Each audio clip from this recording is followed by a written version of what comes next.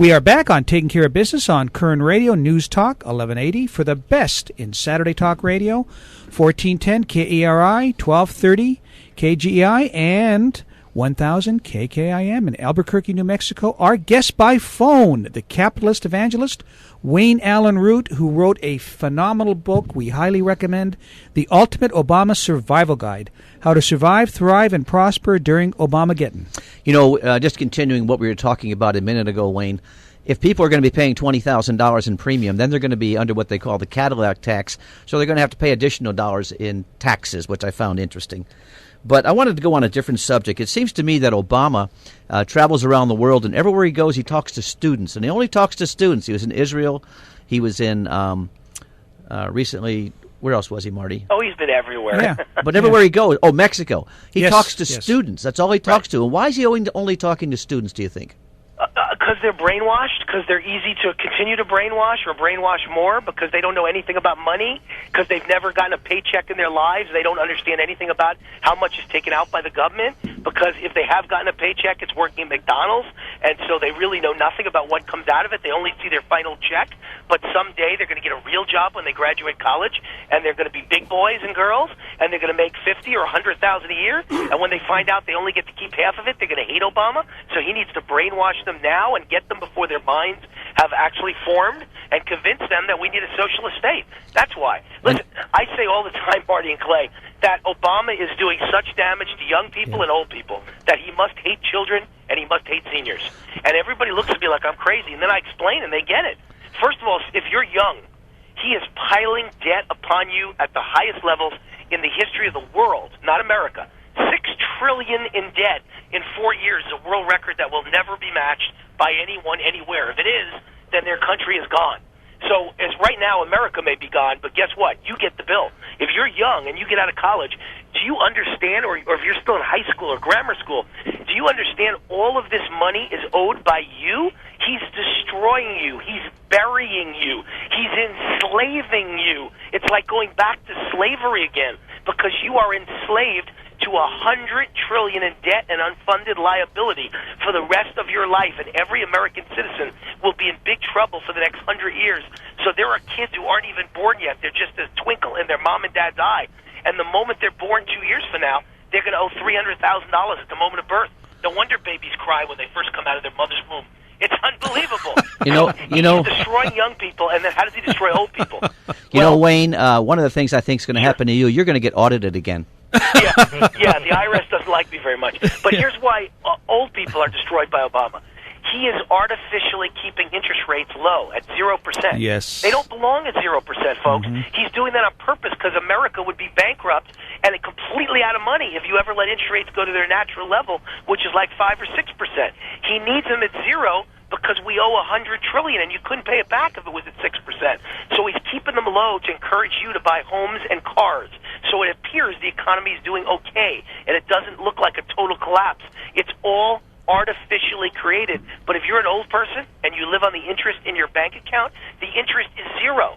And if you live on the interest in your money market account, the interest is 0. So, folks, he's punishing anyone who's 65 and older. How are they going to live without eating dog food for the rest of their lives? You know, Wayne, I heard a great analogy on how to explain it to your kids when your kids, your teenagers, or a little bit older that are for Obama.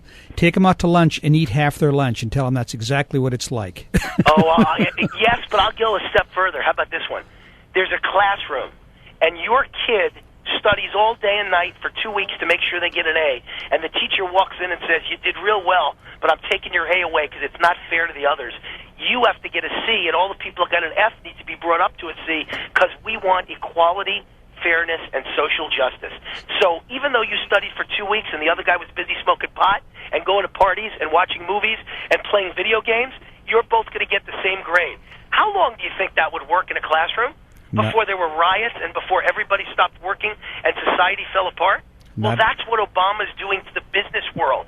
I don't want to give 70% of my money to the government, and if you make me do it, I'm not going to work anymore, just like the A student won't study anymore if you're just going to give him the same C as the idiot who doesn't study. That's the best way to explain it to young kids. Yep, there's no incentive. We're having a conversation with Allyn Root, the author of The Ultimate Obama Survival Guide, How to Survive, Thrive, and Prosper During Obamageddon. Buy this book, folks. Wayne, do you think everybody should own a gun? I think they should, but that's not, listen, it's not my business to tell you what to do. It's my business to give you a suggestion. I think we're going to have unrest in the streets. I think we're going to have total economic collapse. I can't predict if it'll be tomorrow or 5 years from now, but I think coming to a city near you is going to be some pretty bad stuff when people realize that the country's broke. At this moment, Apple Computer, the company, has more money and more cash in the bank than the U.S. government. Yeah, isn't that scary? Did you know there's 29 other companies in the world that have more money in the bank than the U.S. government? And Obama is spending like a madman to pay off all his voters with Obama phones and free health care and free contraception and 50 million people on food stamps. So how soon do you think it'll be before we realize we're completely bankrupt and insolvent and there's no money to give out in welfare and food stamps anymore? And when that moment comes, when the you-know-what hits the fan, don't you think there's going to be unrest in the streets when government employees realize, just like Greece, they can't get paid anymore? They might have to work for 4 months for free. Who's going to pay their mortgage?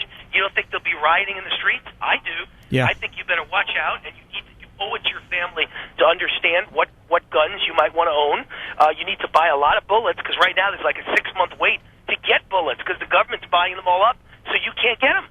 So my book even interviewed a Special Forces commando and asked him how to turn your house into a fortress and what weapons you need to defend your family and what kind of amounts of food and water supplies you need to prepare for 3 months without government around to save you. I think these are all smart things to be prepared for. No question about it. We've got about 3 minutes left. I've got to ask you a question, Wayne, about last time we had you on the show. I can't believe you and I were as wrong as we were. What went wrong in November? I mean, I thought at the end Romney was going to win. I didn't think there was any way Obama was going to win, and I know we had that same conversation. Where did we go wrong, and what do we have to do to change this in 2014 and 2016? Well, listen, there's plenty of blame to go around. I think the media just, every single bad word. Let me give you an example. Yesterday, Mark Sanford won his election, a special election for U.S. Congress in South Carolina. Can you believe that? The media talked day and night about him cheating on his wife, day and night, and the fact that he was charged with trespassing at his ex-wife's home 3 weeks ago. But they never ever mentioned that the woman he was running against had criminal charges against her at one point involving her divorce. The media only cherry picks bad stuff about Republicans. It doesn't mention Democrats. So the media spent so much time ripping Romney to shreds, and nothing Obama ever did ever made it into the harsh light of the media. Anything he did bad, so the media is against you.